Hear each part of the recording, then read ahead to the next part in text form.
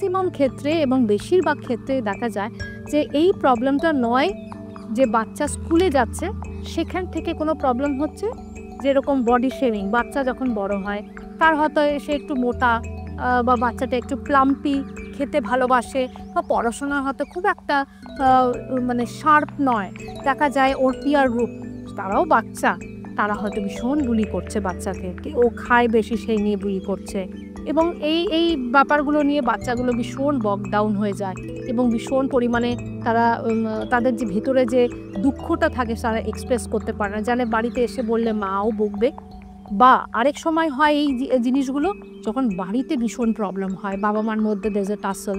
বাবা মার মধ্যে রিলেশনশিপ প্রবলেম, বাবা মা এবং ইনলজদের সঙ্গে প্রবলেম, বা আরও কোনো ফিনান্সিয়াল প্রবলেম থাকতে পারে, বাবা ট্যুরে যায়, মা ট্যুরে যায়, একা লাগে, লোনলি, কোনো সিবলিং নেই, কোনো বন্ধুবান্ধব নেই, এই কারণগুলোর জন্যে একটা বাচ্চা ভীষণ পরিমাণে অ্যাংজাইটি অ্যান্ড ডিপ্রেশনে ভোগে, এবং সেটা অনেক সময় অনেক ক্ষেত্রে বাচ্চারা হাইড করার চেষ্টা করে এবং সাইলেন্টলি ওরা এই অ্যাংজাইটি ডিপ্রেশনের মধ্যে দিয়ে যায়, বাইরের লোকের কাছে দে আর ভেরি ওয়েল বিহেভড। তো যখন আমাদের কাছে আসে,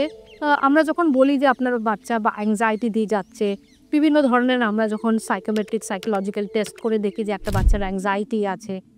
সে ডিপ্রেসড বুঝি, আমরা যখন সেই ফিডব্যাকগুলো দিই মা বাবারা সেটা মানতে চায় না। বলে কেন, আমার বাচ্চা তো ভীষণ ভালো বিহেভ করে, দেখুন আপনার সঙ্গে কত ভালো বিহেভ করছে, বা আমার বাড়ির লোকের কাছে কত ভালো বিহেভ করছে। That is something call A silent anxiety and silent depression. এটা বুঝতে হবে যে অনেক বাচ্চা এক্সপ্রেসিভ থাকে,